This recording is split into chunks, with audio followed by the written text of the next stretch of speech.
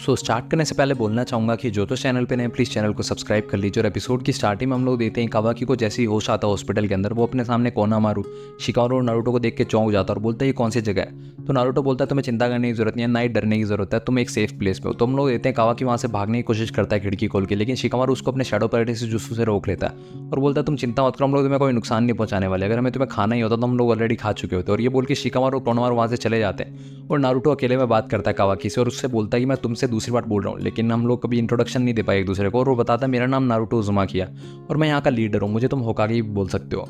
वहीं दूसरी तरफ हम लोग देते हैं नारुतो अपने एक शैडो क्लोन को शिकामारू से बात करने के लिए भेजता है। तो शिकामारू बोलता है कि मुझे अच्छा नहीं लग रहा तुम्हारा प्लान बिल्कुल भी, तुम्हें पता है ना ये कितना ज़्यादा वैल्यूएबल है कारा के लिए, तुम कारा को यहाँ पे खुली चुनौती दे रहे हो आके यहाँ पे फाइट करने के लिए और इसको ले जाने के लिए, और ये बच्चा भी तो स्पाई हो सकता है। तो नारुतो बोलता है तो सबसे बड़ा रीज़न है कि मुझे इसके ऊपर नज़र रखनी चाहिए, इसलिए मैं इसके साथ रहना चाहता हूँ, मैं इसको नज़र रखना चाहता हूँ इसके ऊपर। अगर कारा सच में इतने ज़्यादा स्ट्रॉन्ग है तो वो ज़रूर आएगी और मैं चाहता हूँ कि मैं उनको रोकने के लिए यहाँ पे रहूँ। तो शिकारू बोलता है कि वो सब तो ठीक है, लेकिन अगर एक होकागे किसी बच्चे को बेबी सिट करेगा तो अच्छा नहीं लगेगा। तो नारुतो बोलता है कोई टाइम था जब लोग मुझे भी जेल में डालना चाहते थे, जैसा कि तुम अभी इस बच्चे को डालना चाहते हो, लेकिन थर्ड होकागे ने मेरे ऊपर भरोसा किया और उन्होंने मुझे यहाँ पे रखा।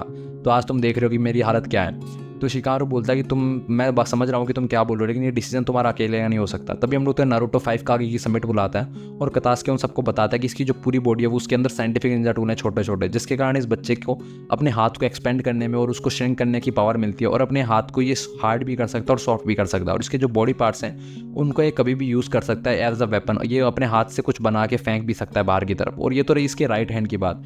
इसका जो लेफ्ट हैंड है, इसके लेफ्ट हैंड के अंदर एक अजीब सा मार्क है जिसको ये कर्मा बोल रहा है बार बार। अब तक हम लोगों ने कर्मा की सिर्फ एक ही पावर देखी है जिसमें ये ओपोनेंट के जुत्सु को अब्जॉर्ब कर सकते हैं, और ऐसा ही सेम कर्मा होकागे के बेटे बोरुतो उज़ुमाकी के हाथ में भी है, जिसके ऊपर हम लोग रिसर्च कर रहे हैं और हम लोग देख रहे हैं कि इन दोनों के कर्मा के बीच में कौन सा कनेक्शन हो सकता है।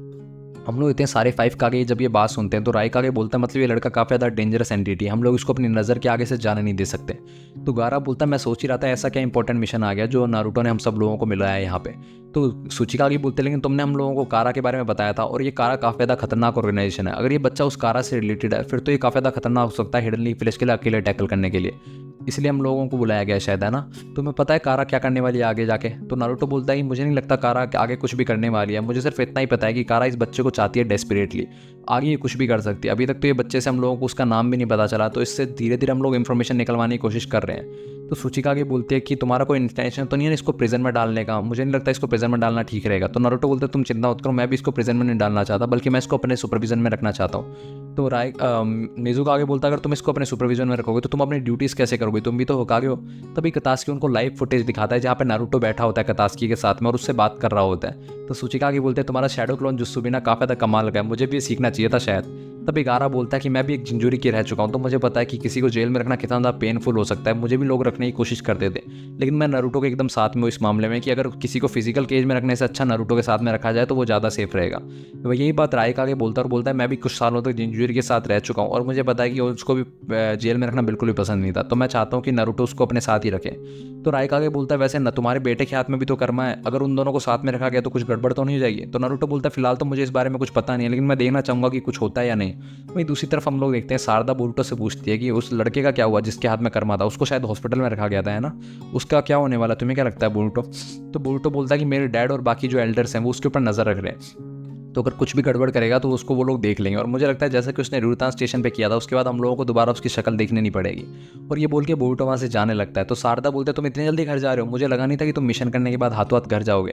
तो बोरुतो बोलता है कि मैं बस घूमने जा रहा हूँ, मैं घर नहीं जा रहा, तुम चिंता मत करो। और ये बोल के बोरुतो वहाँ से चला जाता है। तो हम लोग इतने बोरुतो ना घर जाता है ना घूमने जाता है, बल्कि वो मुजिनो के घर पे आ जाता है डेली, वहाँ पे वो डेली आया करता है उस कछुए को खाना खिलाने। तो बोरुतो वहाँ पे कछुए को खाना खिला ही रहा होता है, तभी कछुआ उसके हाथ पे काट लेता है। तो बोरुतो बोलता है मैं तुम्हें रोज़ खाना खिलाने आता हूँ फिर भी तुम आज तक सीखे नहीं हो, मेरे हाथ पे हमेशा काट लेते हो। और उसको चुपचाप खाना खिलाते हुए बोलता है कि मुझे माफ़ कर दो, मैं तुम्हारे ऑनर को बचा नहीं पाया मरने से और मैं तुमसे रोज़ सॉरी मांगता रहूँगा, लेकिन मैं यहाँ पे आ नहीं सकता डेली डेली, इसलिए तुम मेरे साथ मेरे घर पे चलो, मुझे यहाँ पे मिस्टर मुजिनो की यादें आती हैं। तभी हम लोग यहाँ पे कोनामारू आ जाता है और बोलता है बोरुतो तुम यहाँ पे क्या कर रहे हो। तो बोरुतो बोलता है दरअसल मिस्टर मुजिनो मुझे एक काम बोला था इसलिए मैं यहाँ पे आया हूँ। तो कोनामारू बोलता है कि हाँ दरअसल मैं भी यहाँ पे कुछ सामान लेने के लिए आया हूँ कि यहाँ पे मिस्टर मुजिनो के पास कोई सामान हो तो, लेकिन मुझे लगता है कि कमरा काफ़ी ज़्यादा एम्प्टी और सैड है, यहाँ पे कुछ सामान मिलेगा नहीं मुझे।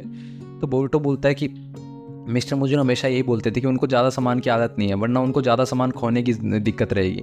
तभी हम लोग कोनामारू जो फ्लोर पे चलने लगता है तो बोरुतो बोलता है इस फ्लोर का थोड़ा ध्यान रखना वरना आप नीचे गिर जाओगे। तो कोनामारू बोलता है तुम यहाँ पे पहले आ चुके हो, मैं तो यहाँ पे पहली बार ही आ रहा हूँ। तो बोरुटो उसको बताता है कि कैसे वो मिस्टर मुजिनो अपने घर पे आए थे, मिस्टर मुजिनो उसको अपने साथ अपने घर पे लेके आए थे। तो कोनोहारू हंसने लग जाता है और बोलता है कि अच्छा, तो मुजिनो ने तुम्हारे पे चेक से अपना बिल भरवाया होटल का है, और वो हंसने लग जाता है। तो बोरुटो बोलता है कि इसमें हंसने की कोई बात थोड़ी है, मुजिनो ने उसके बाद मेरा पूरा बजट हिल गया और मुझे 1 महीने तक, पूरे महीने तक बजट को मेंटेन करना पड़ा।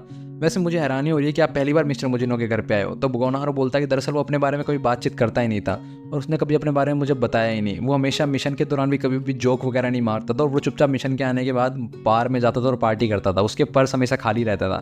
तो बोल्टो बोलता है कि उन्होंने मिशन के दौरान मुझे भी बहुत सारी कड़वी कड़वी बातें कही हैं, लेकिन उनकी लाइफस्टाइल काफ़ी ज़्यादा रिडिकुलस थी। मैं आज तक कभी ऐसे इंसान से मिला ही नहीं हूँ। तो कोनोहारू बोलता है हाँ, वो ऐसा इंसान था, फिर भी तुम कभी भी उससे नफरत नहीं कर सकते। और हम बोलते हैं कोनोहारू और बोरुटो दोनों की आंखों में आंसू आ जाते हैं। तो कोनोहारू बोलता है वो सब छोड़ो, पहले हम लोगों को सामान देखना होगा यहाँ पे क्या क्या इंपॉर्टेंट है। तो भी कोनोहारू की नज़र पड़ती है अपने ग्रैंडफादर की फोटो के ऊपर और बोलता है कि ये तो मेरे ग्रैंडफादर की हैंडराइटिंग है, कहीं ये कोई लेटर तो नहीं है। तो ये बोरुटो को याद आता है जो कि मुजिनो ने उसके बारे में बताया था उसे। तो बोरुटो बोलता है कि मुझे लगता है कि आपको इसको अपने साथ ले जाना चाहिए, मिस्टर मुजिनो को काफ़ी ज़्यादा अच्छा लगेगा अगर आप इस चीज़ को अपने साथ संभाल के रखोगे, और आप प्लीज़ उस लेटर को पढ़ने की कोशिश मत कीजिए। और ये बोल के बोरुटो वहाँ से जाने ही लगता। तभी कोनोहारू की नज़र उस कछुए पर जाती है और कोनोहारू बोलता है कि ये कछुआ, मुजिनो के पास कछुआ भी था, मुझे कभी पता नहीं था। और ये बोल के कोनोहारू उस कछुए को खिलाने लगता। तो हम लोग कहते हैं वो कछुआ कोनोहारू के हाथ पे काटता नहीं है। तो बोरुटो काफ़ी ज़्यादा चौंक जाता है कि आप, इस कछुए ने आपके हाथ पे काटा नहीं। तो कोनोहारू उसको बोलता है मैं इस कछुए को अपने साथ ले जाऊँ। तो बोरुटो बोलता है हाँ हाँ क्यों नहीं। भाई दूसरी तरफ हम लोग देखते हैं कि नारुतो कावाकी को अपने साथ लेके जा रहा होता है। तो कावाकी बोलता है तुम मुझे कहाँ लेके जा रहे हो। तो नारुतो बोलता है मैं तुम्हें अपने घर पे लेके जा रहा हूँ, आज से तुम मेरे साथ वहीं रहोगे। तो हम लोग देखते हैं कावाकी वहाँ से भाग जाता है। तो नारुतो पीछे मुड़ के देखता है और बोलता है मुझे इतना तो लगा ही था कि तुम रुकने वाले नहीं हो मेरे साथ। वहीं दूसरी तरफ हम लोग होते हैं कावाकी भागते हुए सोच रहा होता है कि चाहे तुम होकागे हो चाहे कुछ भी हो, मैं तुम अपने आप को यूज़ नहीं करने दे सकता। और जैसे ही कावाकी थक के रुकता है तो वो देखता है कि नारुतो वहीं पे खड़ा होता है। तो कावाकी दोबारा भागने की कोशिश करता है, लेकिन फिर से नारुतो उसके सामने आ जाता है। तो कावाकी बोलता है मैं सीधा सीधा भागते हुए यहाँ पे आया हूँ और मैं काफ़ी ज़्यादा फास्ट हूँ, फिर भी ये मुझसे आगे पहुँच गया, घूम के आया, फिर भी मुझे लगता नहीं है कि मैं इस इंसान से कभी भाग पाऊंगा। और ये बोल के कावाकी चुपचाप उसके साथ साथ जाने लगता है। तभी नारुतो उसको अपने घर पे ले आता है और बोलता है आज से ये तुम्हारा घर होने वाला है। और वो हिनाटा से बोल के चाय बनवाता है उसके लिए। तो हिनाटा बोलते हैं कि इसको अपना ही घर समझो और आराम से चाय पियो, रिलैक्स हो जाओ। तो नारुतो उससे बोलता है अब हम लोगों को काफ़ी देर हो चुकी है मिले हुए, अब तो तुम्हें अपना नाम बता देना चाहिए कम से कम मुझे। तो कावाकी बोलता मैं तुम्हें कितनी बार बता चुका हूँ कि मैं कारा का मेंबर नहीं हूँ, मेरे पास तुम्हारे लिए कोई भी इन्फॉर्मेशन नहीं है। तो नारुतो बोलता मैं तुमसे कोई इन्फॉर्मेशन नहीं जानना चाहता, मैं तुम्हें चाहता हूँ कि तुम यहाँ पे कंफर्ट हो जाओ घर के अंदर, इसलिए मैं तुमसे अपना नाम जानना चाहता हूँ। तो कावाकी बोलता आखिरकार तुम चाहते क्या हो मुझसे, तुम बार बार मेरा पीछा क्यों कर रहे हो। तो नारुतो बोलता है मैं तुम्हारा पीछा नहीं कर रहा हूँ, बल्कि कारा तुम्हारा पीछा कर रही है और मैं चाहता हूँ कि मैं तुम्हें प्रोटेक्ट कर पाऊँ कैसे ना कैसे करके कारा से। तो कावाकी बोलता मुझे सब पता है, तुम मुझे अपने पास इसलिए रख रहे हो ताकि तुम्हें पता लगा पाओ कि मैं तुम्हारे लिए कितना ज़्यादा यूज़फुल हो। बाकी सब ठीक है, मैं तुम यहाँ से भागने वाला नहीं हूँ, अब तुम्हें चिंता करने की जरूरत नहीं है। तो नारुतो बोलता है तो और भी अच्छी बात है, फिर तो मैं तुम्हें धीरे धीरे अच्छे से जान पाऊंगा। तभी हम लोग वहाँ पे बोरुटो आ जाता है। तो हिमावारी उसका स्वागत करती है और बोरुटो को देखते ही कावाकी काफ़ी ज़्यादा चौंक जाता है और बोलते हैं तो ये वही लड़का है जिसके हाथ में कर्मा था। और हम लोग कावाकी को देखते ही बोरुटो भी चौंक जाता है और वो बोलता है तुम मेरे घर पे क्या कर रहे हो, तुम यहाँ पे आए कैसे। और वो उसके पास आता है गुस्से से। तभी हम लोग नारुतो उन दोनों को रोक लेता है और बोलता है कि बोरुटो कुछ सर्कमस्टेंसेज आ गए थे जिसके कारण आज से ये हमारे साथ ही रहेगा कुछ दिनों तक, जब तक कोई दूसरी सिचुएशन नहीं आ जाती। तो बोरुटो बोलता है कि आप इसको जानते हो ना, ये वही बंदा है जिसने र्यूतान स्टेशन पे तबाही मचाई थी, आप इसको अपने घर पे रखना चाहते हो। तो कावाकी बोलते इतना चिल्ला के हो रहे हो, ये तुम्हारा ही घर है, थोड़ा रिलैक्स रहो।